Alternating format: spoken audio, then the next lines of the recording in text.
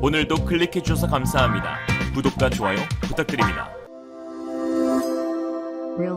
FA50 캐필러는 유감스럽게도 큰 실망입니다. PL 버전은 조금 더 나아지지만 여전히 F16에 비하면 가짜 전투기 수준입니다. 이 문제에 대해서는 국방부가 큰 실수를 저질렀고 저는 진정한 가치를 지닌 다른 기치를 찾아야 한다고 생각합니다. K2, K9 혹은 천물을 구매하는 것은 이해하고 지지합니다만 이 경우에는 돈을 낭비하는 것입니다. 한 폴란드 네티즌의 FA50에 대한 평가입니다. 현재 폴란드에서는 FA50 도입에 대한 설왕설래, 찬반 의견이 활발하게 진행되고 있는데요. 찬성하는 입장에서는 현재 폴란드 상황에서 가장 최적화된 전투기라는 의견이었고 반대하는 입장에서는 전투기로의 성능과 무장량이 빈약하다라는 의견이었습니다. 반대하는 폴란드 네티즌들의 의견 역시 일리가 있으며 그들을 탓할 생각은 전혀 없습니다. FA50이 추 블록 20의 개량을 통해 진정한 전투기로 변모한다 하지만 그럴지라도 훈련용 기체 베이스에서 개량되었다는 한계를 지니고 있고 유럽에서의 한국산 전투기의 인지도는 거의 없다시피 하는 정도이니 폴란드 네티즌들 입장에서 기왕에 비싼 돈 들여 전투기를 구매한다면 확실히 검증이 된 고성능의 전투기를 구매하고 싶은 것이 사실이겠죠. 또한 폴란드가 실질적으로 러시아 및 벨라루스의 군사 위협을 받고 있는 긴박한 상황이기도 하고요. 이에 몇몇 폴란드 언론이나 정치인 그리고 심지어 군사 전문가들조차도 FA50에 대해서 회의적인 반응을 보이기도 합니다. 그러나 글로써 보고 비판하는 이들의 주장과는 달리 실제 현장에서 FA50의 조종관을 잡아보고 시험 비행을 치러본 폴란드 공군 파일럿들은 이들과 전혀 다른 반응을 보이고 있어 눈길이 가는데요. 그들은 FA50에 대해 극찬을 하면서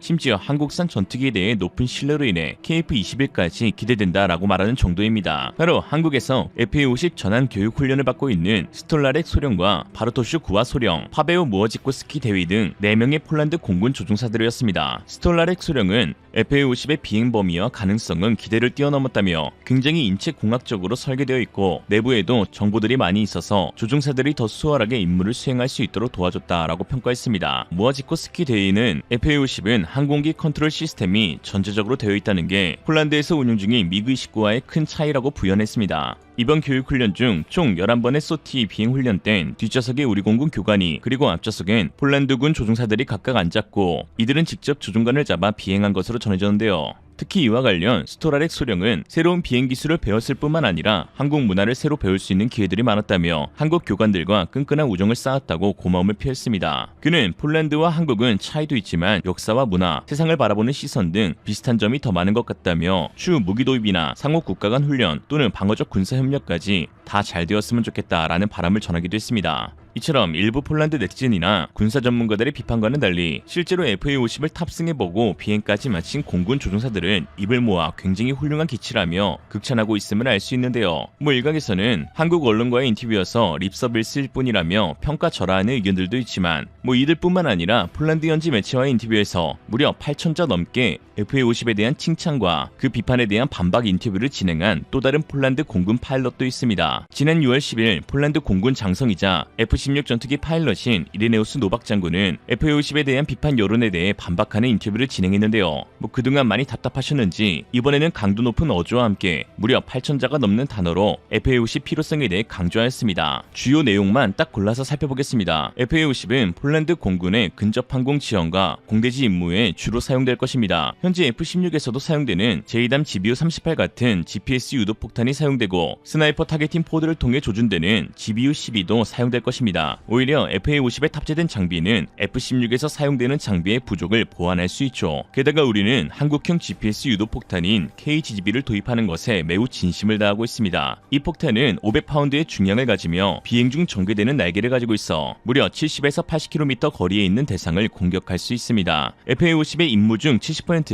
지상 목표와 관련된 작전이며 나머지 30%는 공중 목표와의 전투가 포함됩니다. 특히 AIM-9 사이드와인더 미사일을 보유하고 있는데 이는 열추적 유도 미사일입니다. 여기에 순항 미사일도 장착되죠. FA-50에는 이러한 임무에 적합한 레이더가 장착되어 있습니다. 폴란드 공군이 수령할 1012대의 기체에는 ELM-2032 레이더가 장착될 것입니다. 우리는 이 레이더를 시험했는데요. 사람들이 말하는 것처럼 작고 약한 레이더가 아닙니다. 이를 대체할 만한 장비를 찾기 어려운 수준이죠. 그러나 우리는 FA-50 PL 버전인 다음 36대 기체에서 레이시온사의 팬텀 스트라이크 레이더를 얻게 될 것입니다. 이는 F-35에 적용 적용되고 있는 기술이죠. 이 레이더는 현대적인 기능을 갖추었을 뿐만 아니라 미국의 최첨단 무기와의 통합도 가능하게 합니다. 이로써 폴란드가 보유한 FA-50, F-16, F-35의 무기와 장비는 상호 교환 가능하게 됩니다. 평화 시에는 두 가지 임무가 있습니다. 우선적으로 조종사들을 적절한 훈련 수준으로 유지하는 것이고, 두 번째로는 전투 임무에 대한 훈련입니다. 여기에 FA-50이 활용될 것입니다. F-16이나 F-35가 아닌 FA-50으로 훨씬 경제적으로 수행할 수 있습니다. 저는 FA-50을 조종하면서 이미 이러한 경험을 해보았는데, FA-50으로 비행 시 약 1.5톤의 연료를 사용한 반면 동일한 비행을 F-16으로 진행할 경우 약 3.5톤의 연료를 소비하였죠. 이 연료 소비량만으로도 FA-50은 우리에게 항공훈련 비용을 절감할 수 있는 가능성을 제공할 것입니다. 특히 FA-50의 조종실과 제어 시스템은 F-16과 거의 동일합니다. 이로 인해 파일럿들은 짧은 훈련만 거치면 FA-50과 F-16 양쪽을 조종할 수 있죠. FA-50은 전투기로서 훈련 기능을 갖춘 항공기입니다. 저는 이 용어를 일부러 사용하고 있습니다. T-50이라는 고급 훈련기 기반으로 제작된 FA-50은 매우 성숙한 실제 전투기라는 것입니다. 또한 FA-50은 링크 16 데이터 교환 시스템을 통해 나토의 다른 기체들과 통신할 수 있으며 야간에는 나이트 비전 고글을 사용하여 비행이 가능합니다. 이는 이전 소련 기체에는 완전히 불가능했던 기능이죠. 다시 한번 말하지만 FA-50의 뛰어난 능력을 고려해서 저는 FA-50을 전투기 기능을 갖춘 훈련기가 아닌 훈련도 가능한 전투기라고 정의하는 것이 더 적절하다 생각합니다. FA-50을 받게 되면 폴란드 공군에서 미그-29 및 수호-22 같은 소련의 기체를 최종적으로 폐기할 수 있게 되죠. 이것은 제 관점에서 매우 중요합니다. 때로는 FA-50 구매가 논란의 여지가 있다는 글을 읽을 때 미그-29 및 수호-22를 계속 유지하는 것이 오히려 더 논란이 있어야 하는 게 아닌가라는 생각을 합니다. 이 기체들은 우리에게 막대한 운용 비용을 발생시켜 엄청난 돈을 소모하게 하고, 또한 현재로선 그들에게 필요한 부품을 조달할 수도 없습니다. 게다가 막대한 비용을 쓰더라도 우리는 아주 최소한의 작전 능력만 얻을 수 있죠. 그러므로 우리는 지금 실제로 진짜 전투기를 얻는 것이고, 이로써 좋은 구성과 우수한 작전 능력을 갖춘 우리가 원하는 분야에 완벽하게 적합한 비행기를 얻게 된다는 것입니다. 특히나 우리가 매우 빠르게 이를 획득하고 있다는 사실을 감안할 때 FA-50의 도입이 논란이 되는 것을 이해할 수 없습니다. 기억하세요. 우리는 이미 14대의 미그-19를 우크라이나에 인도했으며 현재 우리는 단 한 대대의 항공기만 남아 있습니다. 항공기가 없으면 파일럿을 잃게 되죠. 그들은 새로운 항공기를 언제까지고 계속 기다리지 않을 것입니다. 그들은 자신의 직업을 유지하기 위해 매일 비행해야 하죠. 만약 FA-50의 구매 결정이 없었다면 제1전술 항공여단 전체를 철폐할 수도 있었다는 것입니다. 라고 했습니다. 역시 어디서 주워들은 정보로 존내만해하는 전문가 호소인들보다 훨씬 더 구체적이고 팩트로 무장된 달변이었는데요. FA-50을 실제로 운용해본 공군 파일럿들은 한국산 전투기가 이렇게 훌륭하지 예상 못했다며 이에 KF-21 역시 매우 기대가 된다고 말하고 있는 상황입니다. 실제로 FA-50 운용 교육을 받고 있는 스톨라렉 소령은 FA-50을 탑승하여 조종해본 결과 한국이 만든 KF-21에 대한 기대감도 생기게 되었다며 나중에 기회가 된다면 배우고 싶다라고 했습니다. 이를 통해 알 수 있는 것은 카이가 현재 추진하고 있는 FA-50과 KF-21의 연계 판매가 실제로 매우 큰 효과가 있을 것이란 것입니다. 지난 22일 필리핀 차세대 주력 전투기 도입 사업에 도전장을 내민 카이는 필리핀 현지에서 FA-50 블록 20의 홍보 자료를 공개했는데 특히 KF-21과 연계하여 수출하는 전략을 취하고 있다는 것을 알 수 있었습니다. FA-50을 소개하는 자료에서는 3번에 걸친 업그레이드된 FA-50은 전체 필리핀 영토를 커버하고 신속한 대응을 가능하게 하며 이는 필리핀 공군을 위한 비용적으로 가장 효율적인 제안이 될 것이라고 했으며 또한 FA-50 PH-로의 개량, 즉 공대지, 공대공 전 임무에 대한 목표를 지원하고 필리핀 공군의 운영 요구 사항을 충족할 수 있도록 손쉽게 업그레이드가 가능한데 여기에는 ATP, 300갤런 외부 연료, IFF, MADS, A사 레이더가 포함된다고 했습니다. 그러면서 FA-50은 KF-21과 연계하여 미래 비행 함대에서의 통합 운용이 될 수 있고 이미 한국 공군과 인도네시아 공군 및 아시아 국가에서 운용이 확정되어 규모의 경제를 달성할 수 있다며 카이는 비용 대비 효율이 높은 FA-50과 KF-21로 필리핀 공군의 목표를 달성할 수 있도록 계속해서 지원할 것이라고 밝혔죠. 이날 카이는 왜 FA-50을 선택해야 하는가 라는 보고서를 제출하기도 했는데요. 내용을 살펴보면 첫째, FA-50은 전세계 고객이 원하는 차세대 다목적 전투기 가운데 가장 비용 효율적인 솔루션이다. 둘째, 오늘까지 총 300대의 T-50 계열 항공기가 사용되고 있고 계약이 체결되었다. 셋째, FA-50은 AJT, LIFT 그리고 전투 임무까지 단일 플랫폼에서 수행할 수 있는 유일한 입증된 항공기이다.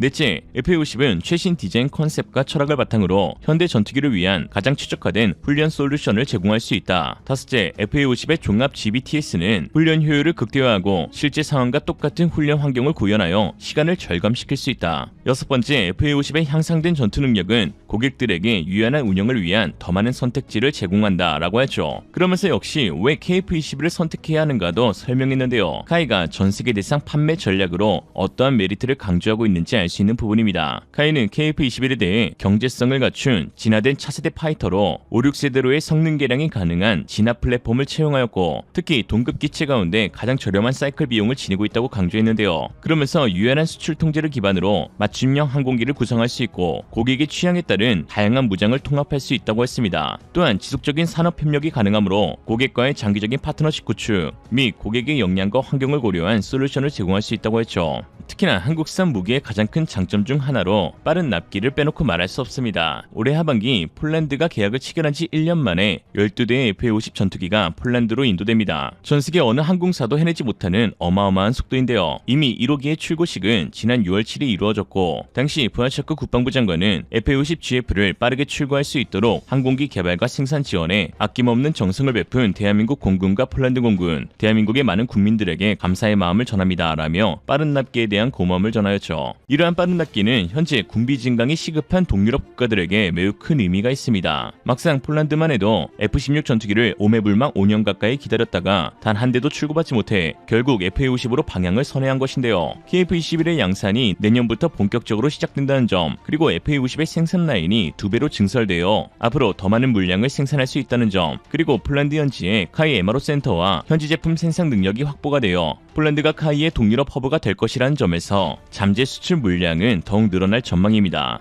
또한 한국산 전투기가 처음으로 유럽에 수출된 곳이 폴란드라는 것도 매우 큰 의미가 있죠. 한편 이런 상황 가운데 폴란드와의 협력에 찬물을 끼얹는 소식도 있었는데요. 한국의 모 군사 전문 기자의 단독 보도에서 폴란드가 한국에 대출을 끼고 무기를 구매한다는 보도를 낸 것입니다. 그러면서 한 정부 고위 소식통의 발언이라며 2차 수출 협상 마지막 쟁점은 20조 원이 넘는 수출 금융 지원이고 한국 수출 금융 한도가 100억 달러, 12조 8천억 원에 미치지 못한다며 폴란드와의 방산 협력이 우려가 된다고 한 것인데요. 사실이라면 미치고 판매하는 상황이라 걱정이 될 법도 한데, 그러나 지난 19일 폴란드 현지 매체를 통해 이러한 보도가 오보이며 폴란드 재무부 장관의 직접 발언에서 한국에 받은 대출은 없고 전액 현금으로 구매하는 방식이라고 반박한 사실이 드러났습니다. 르제츠코프스카 재무장관은 일종의 사실이 확인되지 않은 언론의 혼란 보도였다며 폴란드는 한국에 대출을 받은 적이 없다라고 확신했습니다. 그러면서 이미 서명된 계약에서 자금 조달 보장이 이루어진다라고 했죠. 실제로 폴란드가 FA50 구매를 두고 이례적으로 30% 선납금을 지불하였으며 K2 전차의 수출 대금 역시 6천억 원 입금이 완료된 것으로 확인되었습니다. 11일 한국무역협회 무역통계에 따르면 한국이 폴란드에 수출한 전차와 그 밖의 장갑 차량 규모는 작년부터 올해 4월까지 4억 5,600만 달러, 하나로 6천억 원에 달하였습니다. 이로써 올해 1월에서 4월 한국은 폴란드와의 무역에서 27억 1천만 달러 흑자를 내었으며 폴란드는 우리나라의 5대 무역 흑자국으로 급부상하였죠.